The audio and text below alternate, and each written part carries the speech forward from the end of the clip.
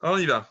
Akitea yotse bekav shelo, divrei Rabbi Meir. Donc l'estropié peut sortir avec sa prothèse, propos de Rabbi Meir. On passe à 66a. Mais Rabbi Yossé, lui, il interdit, parce que d'après lui, la prothèse, n'est pas considéré comme une chaussure ou comme un ornement, et donc il ne peut pas sortir avec. Même Yeshlo Bet Kiboul.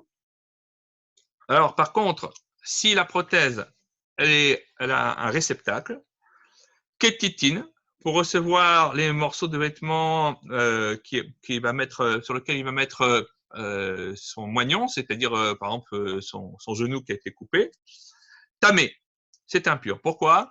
Parce que le principe est que normalement tout ce qui est en bois n'est pas à même de recevoir l'impureté rituelle, sauf s'il y a un bête qui boule, s'il y a un réceptacle. Alors maintenant, on nous dit comme ça. Samuchot shelo.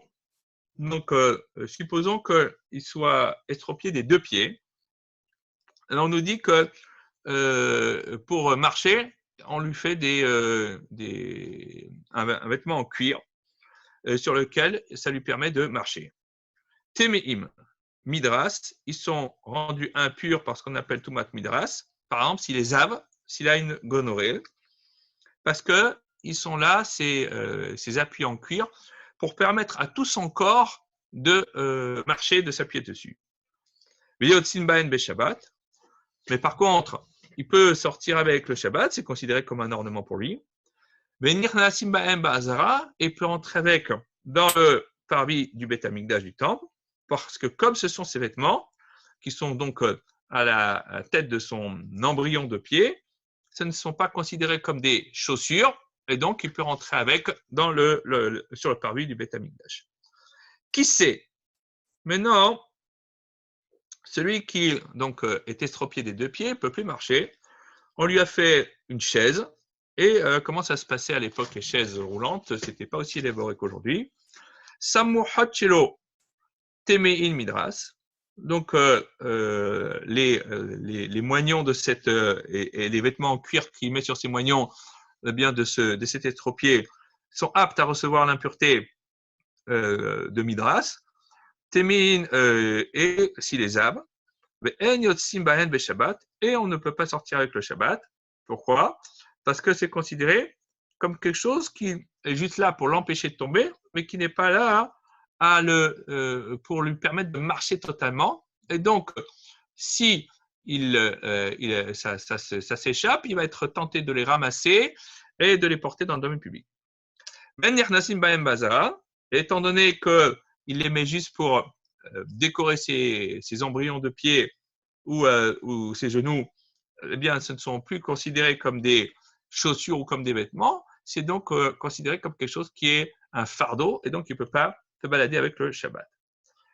L'oktémine, les masques que l'on met pour faire peur aux enfants, pour jouer avec, hein, d'accord? Théorine, ils sont purs, c'est-à-dire qu'ils ne sont pas aptes à recevoir l'impureté rituelle, parce que ce ne sont ni des ustensiles, ni des ornements. Mais par contre, on ne peut pas sortir avec le Shabbat, parce que justement, comme ce ne sont ni des ustensiles ni des ornements, ils sont considérés comme un fardeau et pas comme autre chose. Gemara nous dit la chose suivante. Amar les Rava, les Rav Nachman. Rava, il a dit Rav Nachman. Comment est-ce qu'on a enseigné dans notre Mishnah? Est-ce que c'est que l'estropié, il peut sortir avec sa prothèse d'après Rabbi Meir? Et Rabbi aussi dit, non, c'est interdit. Ou alors, l'estropié ne peut pas sortir avec sa prothèse, propos de Rabbi Meir, et Rabbi aussi le permet. On a un doute sur la vraie version de la Mishnah. Amar le Rav Nachman, il a dit, L'Odadana, je ne sais pas. Une bonne question, mais je ne connais pas la réponse. Alors, encore un doute supplémentaire de Rava. Il cheta maï. Quelle est la halacha? Est-ce que l'estropié a le droit de sortir avec sa prothèse de Shabbat, ou alors il n'a pas le droit de le faire? Amar le Rav Nachman, il a dit Rava. Lo yadana, je ne sais pas. Itmar, a enseigné Amar Shmuel au nom de Shmuel. En akitea, l'estropié ne peut pas sortir avec protège le Shabbat suivant Rabbi Meir, et Rabbi aussi permet. Le Hanama Ravuna a enseigné, Shmuel a dit, quelle est la vraie version de notre Mishnah? Le En Akitea, l'estropié, ne peut pas sortir avec sa prothèse d'après Rabbi Meir, et Rabbi aussi permet. Hanama Ravuna, et c'est ainsi que l'a enseigné Ravuna, donc c'est ça la bonne version de notre Mishnah. En Akitea, l'estropié ne peut pas sortir avec sa prothèse, propos de Rabbi Meir, et Rabbi aussi permet. Et donc d'après ça, c'est Rabbi Meir qui interdit à l'estropié de sortir avec sa prothèse de Shabbat, alors que Rabbi Yossé, lui, lui permet. Alors, Amar Rabbi Yosef dit, oh, il va Amar Shmuel, étant donné que Shmuel a dit que c'est ça la bonne version de notre Mishnah, En Akitea, que c'est pas que l'estropié ne peut pas sortir d'après Rabbi Meir, mais Amar Ravuna En Akitea, que Ravuna lui aussi, il a dit que l'estropié ne peut pas sortir le Shabbat avec sa prothèse, tels sont les propos de Rabbi Meir. Ananamitanina, nous aussi, on va enseigner. En Akitea, on va se plier à cet enseignement, à cette version. On va dire que la bonne version, c'est l'estropié ne peut pas sortir avec sa prothèse de Shabbat. D'après Rabbi Meir, alors que Rabbi aussi le permet. Agmara pose la question. Matkifla Rava bar Shira. Rava bar Shira, il a posé la question. Lo shmi'a lehu hadematnele. Quoi, vous n'avez pas entendu qu'a dit Rav Yosef et ses élèves à propos de cette histoire. Rav Hanan bar Rava, Echia bar Rav Kamederav. Il a enseigné notre Mishnah, Rav Hanan bar Rava, à Chia bar Rav devant Rav. Bekituna de Berav. Dans la petite pièce qui était dans le Beth Midrash, la maison d'études de Rav. Et voilà ce qu'il lui a dit. Donc la version qu'on vient de donner. Hein. L'estropié ne peut pas sortir avec sa prothèse, propos de Rabbi Meir. Mais Rabbi aussi m'attire. Et Rabbi aussi, lui, le permet. Et Rav lui a fait un signe, il lui a fait une allusion avec les doigts à Rav Hanan bar Rava. Et four, inverse. C'est-à-dire, c'est pas comme ça hein, l'opinion des Tanaïm des maîtres de la Mishnah. Il faut inverser les opinions, les attributions des opinions. Et alors, qu'est-ce que ça veut dire d'après ça? Ça veut dire que la version telle que Rav l'a dit ici, c'est que l'estropié peut sortir avec sa prothèse le Shabbat, propos de Rabbi Meir, et Rabbi aussi, lui, dans ce cas-là, il interdit de le faire. Et donc, on voit donc que Rav, il est cholek, il est en désaccord total avec la version des autres Amoraïm sur notre Mishnah. Et donc, comment est-ce que Rav Yosef, il a accepté leur version, alors que Rav, qui est quand même l'autorité importante, eh bien, lui, n'est pas d'accord. Amar Rav Nachman bar Yitzhak. Rav Nachman bar Yitzhak qui te dit la chose suivante. Vesimana, il y a un siman pour se rappeler que la version de Rav dans notre Mishnah. Comment est-ce que Rav il lit notre Mishnah? On a dit qu'il avait dit que c'est Rabbi aussi qui interdit. Alors le siman c'est sa mère. Parce que le premier sa mère fait référence à Rabbi aussi, donc sa mère. Et le deuxième sa mère c'est Oser, il interdit. Donc sa mère, c'est Rabbi aussi interdit. Alors on nous dit Shmuel Adarbe. Et en vérité, même Shmuel, il a changé d'avis sur cette histoire. Parce qu'on enseigne dans une Mishnah dans Yevamot qui parle des règles de Khalitsa, c'est-à-dire de déchaussement de la veuve dont le mari n'a pas laissé descendance. On dit comme ça. Khalsa besandal sheno shelo. Si la veuve, elle a fait la Khalitsa avec une sandale qui n'appartenait pas au Yavam, c'est-à-dire au beau-frère, elle doit lui appartenir. Ou alors, sandal shel etz, ou alors avec une sandale qui est en bois, que normalement doit être en cuir. Oh, shel smol, ou alors la sandale la chaussure du pied gauche. Alors que Beyamin, que le Yavam, le beau-frère, il a chaussé sur son pied droit. Donc il a les chaussures gauche, il a mis sur son pied droit. Et la Khalissa doit toujours se faire sur le pied droit. Et Rashi nous dit parce que on apprend du Metzora, du lépreux, où il y a une association entre régel. Le mot régel là-bas, qui veut dire le pied, est associé au pied droit. Donc de là, on déduit que la khalitsa doit se faire sur le pied droit du yavam, du beau-frère. La question s'est posée quand le beau-frère était unijambiste ou qu'il n'avait plus de jambes. Je ferme la parenthèse. Khalitsa kshira, dans tous ces cas, la Mishnah dit que la khalitsa, elle est cachère. Et on dit à ce sujet, à propos de cette Mishnah, Mantana, qui est le maître de la Mishnah, qui a enseigné ça, qui a dit qu'une sandale, une chaussure en bois, c'est quand même considéré comme une vraie chaussure et que la khalitsa, elle est cachère. Amar Shmuel, Rabbi Meir. Shmuel dit cette Mishnah, c'est Rabbi Meir. Itnan, parce qu'on enseigne dans notre Mishnah, Akite ayotse bakaf shelo, dit Rabbi Meir. L'unijambis sort avec sa prothèse, propos de Rabbi Meir.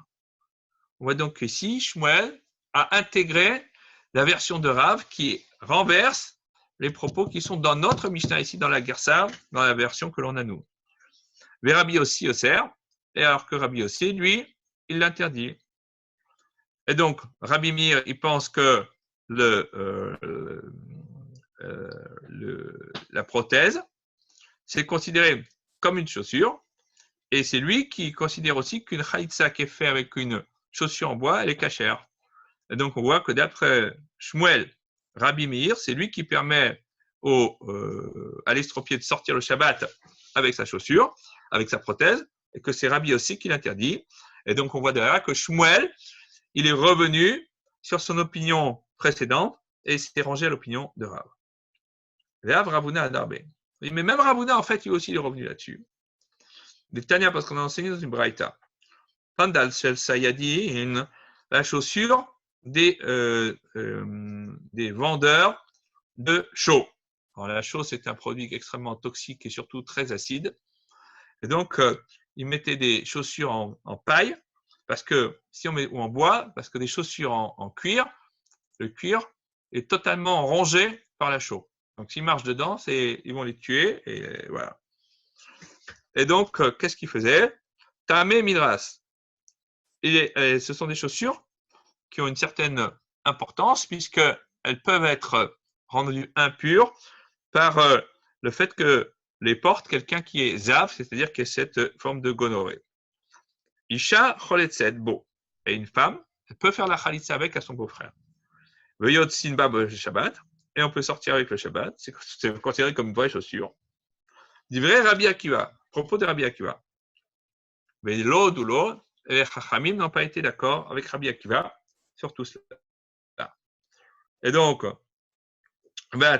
pourtant on enseigne dans des Mishnah dans les Douyot, Rodoulo, que les Chachamim, ils ont été d'accord avec Rabbi Akiva sur les chaussures des marchands de chaux, pour dire qu'ils étaient aptes à recevoir la Touma quand il était Tamé Midras, quand il était Zav.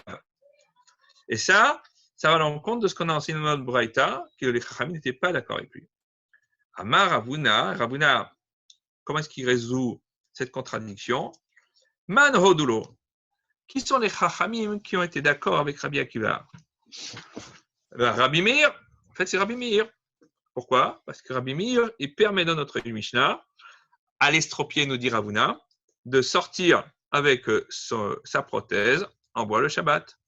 Parce que, d'après lui, même une chaussure en bois, c'est considéré comme une chaussure. Et c'est donc lui le Tana qui a été d'accord avec Rabbi Akiva que les chaussures des marchands de chaux étaient considérées comme des vraies chaussures.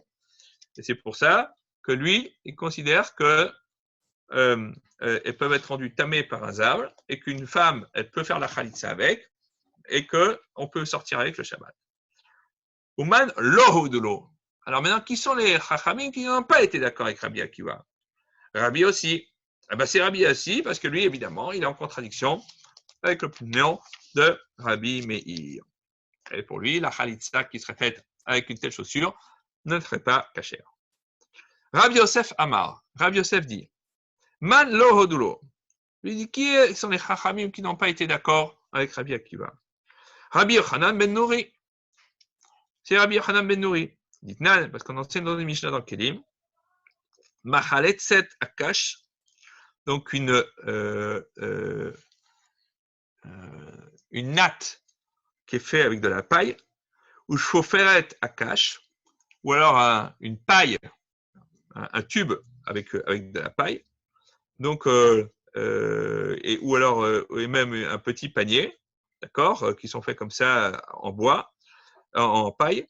Rabbi Akiva metameh. Rabbi Akiva dit qu'ils peuvent être rendus impurs parce que ça s'appelle kli'et, ça s'appelle un ustensile en bois. Rabbi Yochanan ben Nouri metaher. Rabbi Yochanan ben Nouri dit non, ils ne peuvent pas être rendus impurs. Pourquoi? Parce que ce sont des ustensiles en paille, klikash, c'est de la paille tressée ou de la paille tressée. Et ça ne s'appelle pas kli'et, ça ne s'appelle pas un ustensile en bois, et ils ne peuvent pas recevoir l'impureté. D'après Rabbi Yochanan ben Nouri, donc une chaussure qui est faite en paille, les chaussures des marchands de chaux, eh ben, elles ne sont pas aptes à recevoir la Touma, et donc, c'est lui qui est en désaccord avec Rabbi Akiva. Amar, le maître a dit dans la Braïta,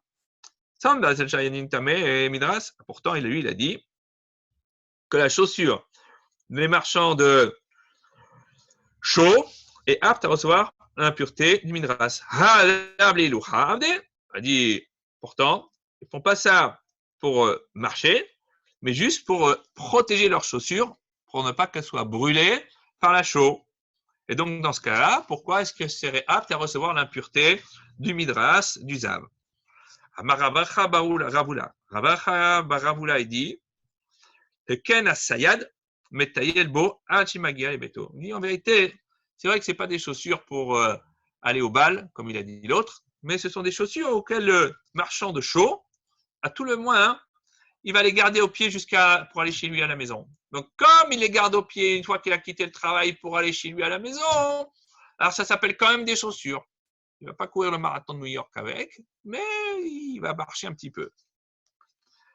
On enseigne dans notre Mishnah que la prothèse, si elle a un réceptacle, kettitin, sur lequel on peut recevoir des morceaux de tissu qui sont doux et du coton pour alléger, pour pas que ça frotte trop sur son moignon. Tamé, étant donné qu'il y a un réceptacle, eh bien, cette prothèse est apte à devenir impure. Amar Abaye dit, Tamé tumatmet. La prothèse en question, eh bien, elle peut recevoir l'impureté de quelqu'un qui était en contact avec la mort. Mais elle ne peut pas être rendu impur avec quelqu'un qui a été rendu en contact avec le midras, c'est-à-dire le zav. Parce que là-bas, on nous dit que l'estropié ne s'appuie dessus que de temps en temps. En vérité, c'est pas fait pour soutenir tout son corps, mais pour cacher son défaut corporel. C'est pas la même chose. Rava Amar Af Tamé Midras. Rava dit non, c'est quand même un rendu impur par la Touma du Midras. Amar Rava, il va expliquer d'où il tient cet enseignement. Mina l'air. D'où ce que je dis cette chose-là, qu'un ustensile sur lequel on s'appuie que de temps en temps, eh bien malgré tout, il est apte à recevoir l'impureté de Midras. Même si ce n'est pas son vrai job, c'est d'appuyer tout le temps. Toute la problématique d'ailleurs de savoir est-ce qu'on peut utiliser une canne le Shabbat. Quelqu'un qui est âgé, qui utilise une canne pour conforter sa marche, ou quelqu'un qui s'est fait une entorse et qui utilise une canne pour conforter sa marche, il ne peut pas l'utiliser le Shabbat. Pourquoi? Parce qu'en réalité, ce ne sont pas des instruments qui lui permettent de marcher. Confort de marche. Et ce n'est pas la même chose. Si ça devait lui permettre, et sans ça, il ne peut pas marcher, alors là, ça serait différent. Litnan, on sait dans une Mishnah dans Betsa. Agala chez le Katan. La petite charrette qu'on fait pour rigoler avec un enfant. Et on le balade avec. Temea Midras. elle peut être rendue impure par le midras, si le katan, par exemple, il zave. Parce que de temps en temps, il s'assied dessus. Et donc, bien que l'essentiel, c'est pas pour permettre à l'enfant de marcher ou pour le transporter, c'est pas une poussette d'enfant. Il peut marcher sans, mais c'est pour, de temps en temps, il s'appuie dessus. Et ben malgré tout, eh bien, et c'est rendu impur. Elle dit, de là, il dit Rava, j'ai appris que la prothèse avec laquelle l'estropié s'appuie de temps en temps, eh bien, elle aussi, elle peut être rendue impure par la Touma de Midras. Abaye Amar, Abaye, lui, il n'est pas d'accord avec la preuve de Rava. Il dit, Hatam, Samir, il l'avait. Là-bas, le petit s'appuie dessus de temps en temps. Et donc, c'est pour ça que ça peut devenir impur par la Touma de Midras. Mais ici, concernant l'estropié, non, Samir, il l'avait. Il ne s'appuie pas dessus. C'est vraiment des exceptions lointaines. Et donc, il ne peut pas recevoir l'impureté de Midras. Amar Abaye dit, Mina, Minala, d'où est-ce que tu sors un truc pareil? Les Tanya, on enseigne dans une braïta. Makel, Shelzekenim Taor, Mikloum. Là, la canne des anciens, des personnes âgées, elle est totalement pure. C'est-à-dire qu'elle ne peut pas recevoir l'impureté d'aucune manière que ce soit. Et donc, même l'impureté du Midras. Et donc, on voit que même si de temps en temps, la personne âgée s'appuie dessus pour marcher, eh bien, malgré tout, ça ne la rend pas pour autant apte à recevoir cette impureté rituelle. Et donc, ça devrait être la même chose pour la prothèse de l'estropié, qui n'est pas là pour lui permettre de marcher totalement, mais ça lui permet de machin, et donc dans ce cas-là, ne devrait pas recevoir l'impureté rituelle. Verava, alors Agmara dit, alors comment est-ce que Rava, il va réfuter l'opinion d'Abaye? Alors Rava, il dit, Hatam, là-bas, concernant la canne des personnes âgées, on tourne la page, et Tarot, c'est Sugia Abida. C'est fait là-bas juste pour lui permettre de marcher droit, d'accord, et de marcher parce que normalement, une personne âgée, elle va avoir tendance à se courber, à ne pas se tenir droit, elle va pas à force. Et donc, là-bas, ça a un vrai usage de confort, et donc c'est pour ça que ça ne peut pas être rendu impur. Mais ici, concernant la prothèse, Ismah, il avait on a dit, mais non, attends, c'est pas vrai. L'estropié, il en a besoin pour s'appuyer dessus. S'il n'a pas cette prothèse, il ne peut pas marcher. Comment est-ce que tu peux dire que c'est de temps en temps? Mais Samir, il s'appuie dessus. Donc, c'est pour ça que ça pourra devenir impur. Mais ce n'est pas la même chose que la canne de la personne âgée. La Mishnah continue. Elle nous dit que la chaise que l'on utilise pour l'estropié, eh bien, ces moignons qui sont recouverts de peau de cuir, témin midras, sont aptes à être rendus impurs. Ben yotzim be Shabbat, on ne peut pas sortir avec le Shabbat. Ben nirnasim ben mazara, on ne peut pas entrer avec sur le parvis du temple. Tan et Tana, Kamede Rabbi Yochanan. On a enseigné cette braïta devant Rabbi Yochanan. Nirnasim Bahel, la Hazara. On peut rentrer avec dans l'enceinte, le parvis du temple. Amarle, Rabbi Yochanan, il a dit, Hani Shone, Isha Chalet Sedbo. Moi, j'enseigne dans une autre braïta qu'une femme, elle peut faire la chalitza avec des trucs en cuir comme ça. Et ça s'appelle une chaussure. Ve'at amart nirnasin. Et toi, tu dis qu'on peut rentrer avec dans l'enceinte du temple. Si c'est des chaussures, on ne peut pas rentrer dans l'enceinte du temple. Alors, il faut choisir. Tane. Alors, c'est pour ça que voilà comment il faut enseigner ce passage. En nirnasin ba'en. La hazara, on ne peut pas rentrer avec sur le parvis du temple. L'oktemin théorine. Les masques sont purs, c'est-à-dire ne peuvent pas recevoir l'impureté rituelle. Maï l'uktemin. Qu'est-ce que c'est l'uktemin? Amar Rabbi Abaou. Rabbi Abaou dit Chamara de Akkefa. C'est comme une sorte d'âne qui se porte sur les épaules, une sorte de cheval de bois, dit Rachid d'ailleurs. Donc, on met ça et c'est les plaisantins qui font ça pour pour faire des farces et le carnaval. Autre opinion, Rafapa Amar, Rafapa il dit, Rava Bar Papa Amar, Rava Bar Papa il dit, Keshiré, ce sont des échasses. Et donc, on utilise ça pour éviter de marcher dans les marécages. Troisième opinion, Rava Bar Ravuna Amar, Péramé. Rava Bar Ravuna il dit, ce sont des masques que l'on attache sur la figure pour faire peur aux enfants. Nouvelle Mishnah. Abanim Yotsim Bakesharim. Les fils sortent le Shabbat avec Kesharim. On va voir ce que c'est. Bezugin, pardon. Et les fils de roi, ils sortent avec des clochettes en or comme bijoux. Et Choladam, et tout à chacun, peut sortir avec des clochettes le Shabbat, même le plus pauvre des Juifs. Et là, chez Dibrou Chamim Beoé, mais Chamim, ils ont employé un langage présent, réaliste. A priori, c'est le fils de roi ou le riche qui va sortir avec des clochettes en or, c'est pas le pauvre. Alors, on nous dit comme ça, Maï Kesharim. C'est quoi Kesharim? Amar Adamari bar Amar Rav Nachman bar Baour, Amar Ravashi bar Rabin, Amar Rav Yehuda. Alors, Abba Adamari dit au nom de Rav Nachman bar Baour, dit au nom de Ravashi bar Rabin, au nom de Rav Yehuda.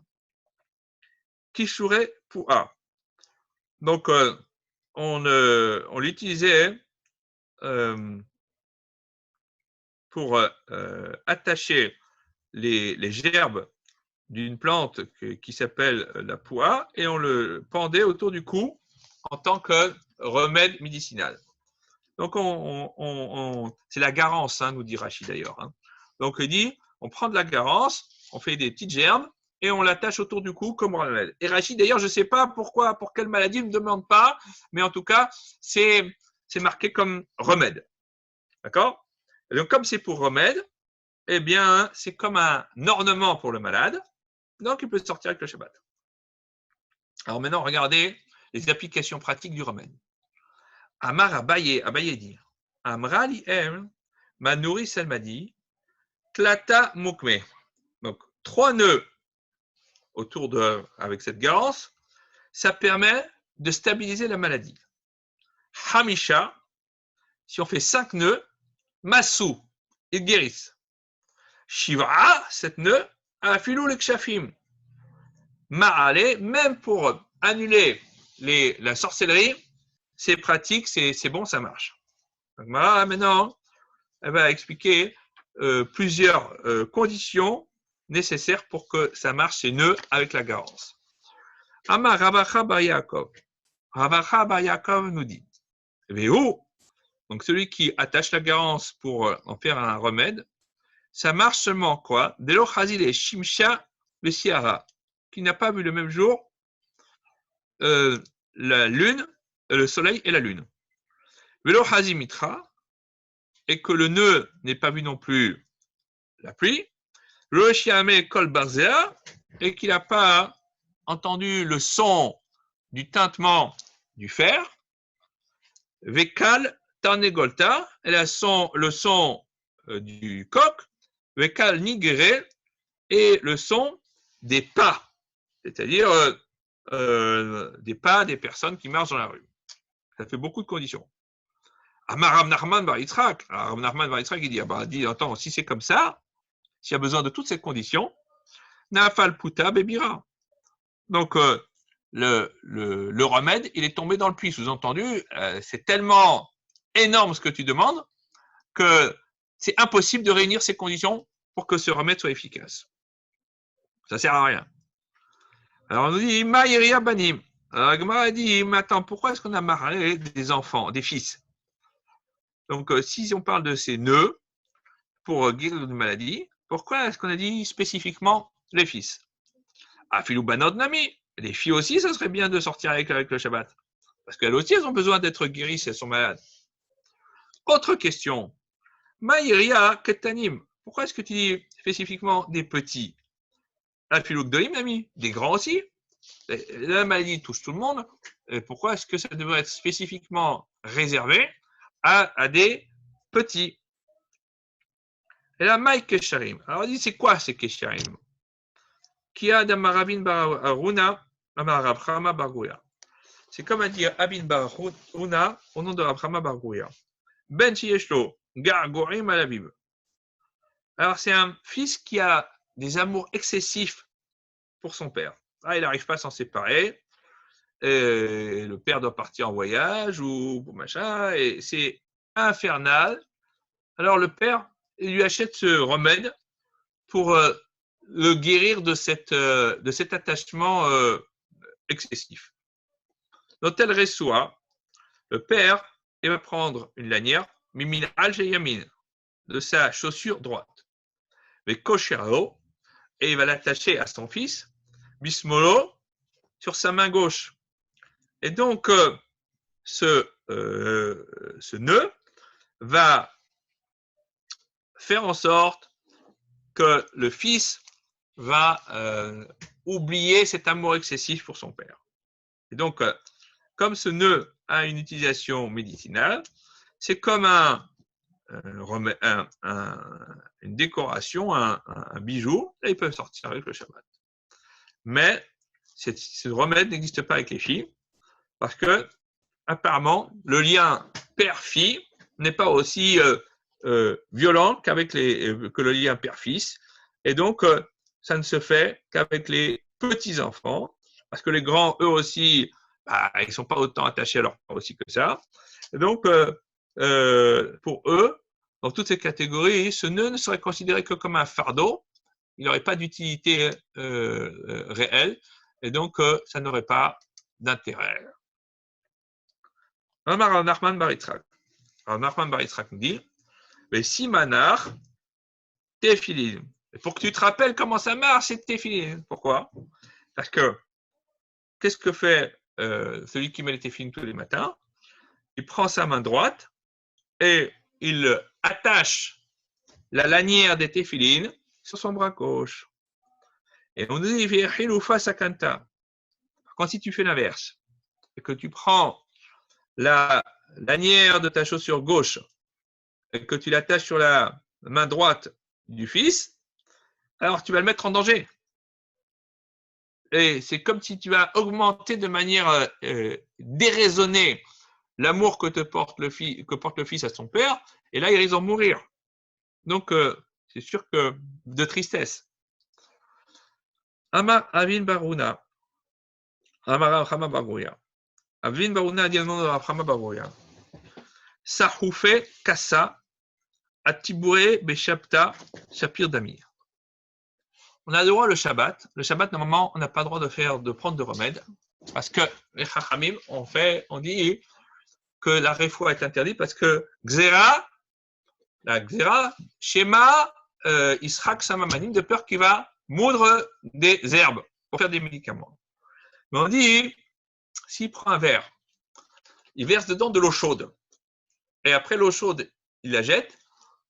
Et donc, il y a de l'air chaud dans le verre. Et il retourne le verre et il le pose sur le nombril d'un enfant. Eh bien, le Shabbat, c'est permis. Ça, c'est fait pour apaiser, par exemple, les maux intestinaux d'une personne, c'est permis. Pas que d'un enfant, d'un adulte aussi. Vamar Abin Baruna, Amar Abrahama Bargouya. Abin Baruna dit au nom d'Abrahama Bargouya, Moutar la sour, Shemen ou Melach Shabbat. On peut mettre sur la paume des mains et sur les pieds un mélange d'huile et de sel le Shabbat, parce que c'est fait pour atténuer l'ivresse des gens. Et on nous dit la chose suivante. Qui a de Ravuna Miberav. Comme c'est ce qui s'est passé avec Ravuna quand il est venu de la maison de son maître, Rav. Mais Rav, et aussi il a fait la même chose quand il est venu Mibé Rabbi Chia, de son maître, de son oncle Rabbi Chia. Rabbi Chia, Mibé Rabbi. Rabbi Chia, il a fait la même chose quand il est venu de Chirabi. Qui a vous Mibavse, quand ils étaient ivres, Maïte Mishra ou Micha. Leur maître amenait de l'huile et du sel, il les mélangeait, le Shaïfouléou, et il les enduisait, le Gabayou d'Idayadaïou, ou Gabaïta de Kariaou, sur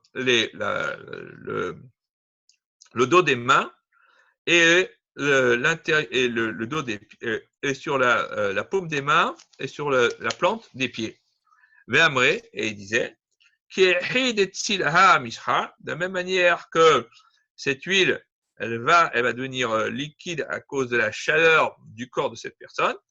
Et tzil hamre des panya bar palnita, que le vin qui a enivré cette personne, un tel fils d'une telle, eh bien, il coule et qu'il perde toute son intensité. Veilo, et si ça, on n'a pas d'huile et de sel sous la main, bah, il était shira des dana. On va apporter le couvercle d'un tonneau, le charelé bemaya, et on va le tremper dans l'eau, on va le couler, quoi, ve'amar, et on va dire, de la même manière que ce couvercle, eh bien, il a coulé à cause de l'eau, que le vin qui a enivré cette personne, eh bien, coule et disparaisse de la surface de cette personne. Troisième opinion, Amar Rabin Barouna, Amar Avrama Bar Gouria. Rabin Barouna, il a dit au nom d'Avrama Bar Gouria, Moutar le Hanek be Shabbat. On a le droit d'étrangler Shabbat. Alors, c'est quoi étrangler, je vous rassure? Alors, quelqu'un qui a une vertèbre du cou qui s'est sortie de sa place, on a le droit de l'étirer et grâce à ça, de faire en sorte que son cou redevienne droit et que la vertèbre retrouve sa place. Donc, ça, c'est permis parce que c'est vraiment insupportable. Rabin Barouna, Amarav Chama Barouria. Rabin Barouna a dit au nom de Rav Chama Barouria, la poupée Yenuka Beshapta Shapir Damé. Emmailloter un bébé le Shabbat avec une ceinture large pour bien mettre en place tous les membres de l'enfant, eh bien, c'est permis. Rav Papa Natne Banim, Rav Papa a dit que ces deux enseignements de Rabin Barouna au nom de Rav Chama Bar Gouria, concernant la guérison des petits, eh bien, elle a été enseignée 2 fois. Rav Zebid ben Teben. Elle lui dit que ça, que Rav Abin Bar Una, au nom de Rav Chama Bar Gouria, elle n'a enseigné qu'une fois. Alors, on va voir, la Gemara va expliquer. Papa dit Banim, pourquoi? Parce que il y a 2 enseignements concernant les enseignements des petits. Un, concernant l'amour excessif d'un fils pour son père. Le second, suivant, c'est l'emmaillotage des petits, des bébés, le Shabbat. Et tous les deux, tous les deux ont été enseignés au nom de Avin Barouna, au nom de Rav Chama Bar Gouria. Rav Zevin Mate Ben. Rav Zevin dit non, c'est Ben, au singulier. Parce que, c'est quoi? Kamaïta, la première enseignement concernant l'amour excessif d'un fils sur son père, maintenant, Avin Barouna. Là, c'est Avin Barouna, au nom de Rav Chama Bar Gouria, jusque-là, tout va bien. Et cet enseignement concernant l'emmaillotage des bébés le Shabbat, eh bien, Rabba Bar Rav Chana, c'est Rabba, ça a été dit au nom de Rabba Bar Chana. Rabba Bar Chana, parce que Rabba Bar Chana a enseigné, la poupée Yenuka Beshafta Shapir Damim, emmailloter un bébé le Shabbat, c'est permis. Amar Abaye Amra Liel. Abaye dit, voilà ce qu'elle m'a dit ma nourrice. Kol minyane bishma de ima. Tous les incantations qui sont dites en prononçant le nom de la mère, c'est-à-dire un tel fils d'une telle, plonibar, plonit, et hol titre bismana. Et tous les nœuds, il faut les faire du côté gauche. Un autre principe général, Amar Abaye Amra Lihem. Et voilà ce qu'a dit la nourrice, Kol minyane de mfarché.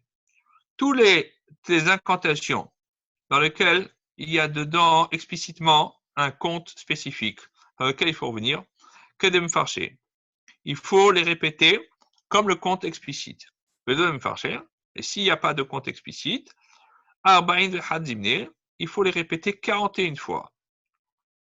Alors, elle va maintenant passer à autre chose. Tanoura banane. Les Chachamim disent on sort le Shabbat avec ce qu'on appelle une pierre qui s'appelle Even Tekuma, qui est une femme, elle peut sortir avec quand elle est enceinte, parce que c'est fait pour la protéger de toute fausse couche. Mais donc pour ça, il n'y a pas de problème. C'est considéré comme un ornement. Et chez Rabbi Meir Amrou, au nom de Rabbi Meir, ils ont dit qu'une femme, elle peut sortir avec le Shabbat, Ab Mishkal Even Tekuma, même avec une autre pierre qu'on a pesée sur une balance et qui a exactement le même poids que cette Even Tekuma, sans qu'on ait eu besoin de la rogner, de la tailler, et tout, etc. On prend une pierre et hop, bidiouk, parfaitement le même poids. Vélo chez Epila. Et c'est pas que cette femme, elle a, par exemple, déjà eu une fausse couche dans le passé. Elle a chez Matapil. C'est peut-être de peur qu'elle en arrive à avoir une fausse couche. Vélo chez Ibra. Et c'est pas simplement si elle est déjà enceinte. Elle a chez Matit Aber et Tapil. Mais de peur qu'elle tombe enceinte et qu'elle en vienne à avoir une fausse couche. Donc, c'est une prédisposition à la protéger de tous ces maux. Amar Rav Yemar bar Shelamia, Mishme d'Abaye. Rav Yemar bar Shelamia, il a dit au nom d'Abaye. Vehu. Et quand on a dit que Rabbi Meir dit qu'on a le droit de sortir avec une pierre qui pèse exactement le même poids que cette Even Tekuma, c'est seulement des kaven et kal. C'est-à-dire que le poids est exactement bidiouk le même que celui de la pierre. Oui, je le savais, mais j'ai triché, je l'ai dit avant. Bon, voilà. Baye Abaye. Abaye a dit Mishkal de Mishkal Maï. Maintenant, je prends cette Even Tekuma. Je prends une pierre qui a exactement le même poids. On a dit, c'est bon, c'est aussi efficace que la pierre originelle, on peut sortir avec. Maintenant, je prends une troisième pierre et je la mets en face de la pierre qui a le même poids que l'Even Tekuma. Elle a aussi le même poids. La Gemara a dit, Maï, est-ce que c'est aussi valable? Est-ce que ça a la même qualité que les autres pierres ou pas? La Gemara a dit, Tekou, la question reste en suspens. Il faudra que le prophète vienne pour nous la résoudre. Ramar Abaye. Abaye a dit, Amra li'em, ma nourrice m'a dit, les Ishta Vatioma, pour se guérir d'une fièvre d'un jour, journalière. Ishkol Zouza Chivarta. Il faut prendre une pièce d'un zouz qui est toute neuve, elle est blanche, elle vient de sortir du fondeur. Velizil, les milhata. Il faut aller dans les marais salants. Veitkul matkale milha. Il faut prendre le poids de cette pièce en sel. Donc on prend le sel, on prend exactement le même poids que le zouz. Ou le saéré bahalala des betsavar. Et attacher le sel dans l'ouverture du vêtement du malade. Donc en dessous de sa gorge, quoi, pas loin de l'ouverture de son vêtement. Benira barka, avec un fil fait avec des cheveux. Et ça va guérir de la fièvre. Veilo, et s'il n'a pas ça sous la main, il n'y a pas de maréchal à côté de chez lui. Il trouve à Parachat de Rachim. Ils se mettent à la croisée des chemins, à un carrefour, quoi. Veki Hazé, Shumshena Gamla, des Daré Midé. Et quand il verra une grosse fourmi qui porte quelque chose sur elle, l'Ishkeye, il la prendra. Velishdeye, Begouveta de Nehasha. Et il la déposera dans un tuyau en cuivre. Velisteme Be'avara. Et il le bouchera, il va le fermer avec du plomb. Velihteme Beshitin Gushpake. Et il va le sceller avec 60 seaux différents. Ou le barzoulé. Alors on dit pas forcément 60 seaux, mais il faut qu'il y en ait beaucoup, de la glaise, de la cire, etc. Plein, les uns sur les autres, nous dit Rashi. Ulbir Zoulé, et il va secouer le tuyau en cuivre, Veidere, et il va le porter, Velimale, et il va dire donc à la fourmi, Te'onah alay, ce que moi je lui porte, ça soit sur moi, ou Te'onai, et mon fardeau, Allah, il soit sur toi. Donc moi je prends la miette de pain que tu as sur toi, et je te refile ma fièvre. Voilà. Et avec ça, il s'est débarrassé de son fardeau. Alors moi, il dit, mais Ravacha, Bered de Ravuna, les Ravashi, Ravacha, le fils de Ravuna, il a dit Ravashi, Vedil Ma'ini, Shashkehe. Mais peut-être qu'il y avait déjà un autre homme qui a eu le même problème et avait déjà pris cette fourmi, et il a fait subir le même sort. Vev Sigbe. Et donc, avec ça, il a interrompu sa maladie. Et donc, il a transmis sa maladie à la fourmi. Et donc, qu'est-ce qui va se passer? Lui, quand il va dire ce qui est à toi est à moi, et ce qui est à moi est à toi, il va se trimballer la fièvre que déjà un autre avait transmis à cette fourmi. Il n'a rien gagné. Alors, elle va un petit peu arranger le texte, elle va dire comme ça. Et là, l'immalé, alors voilà ce qu'il va dire à la fourmi. Te'unai ou te'unah Allah.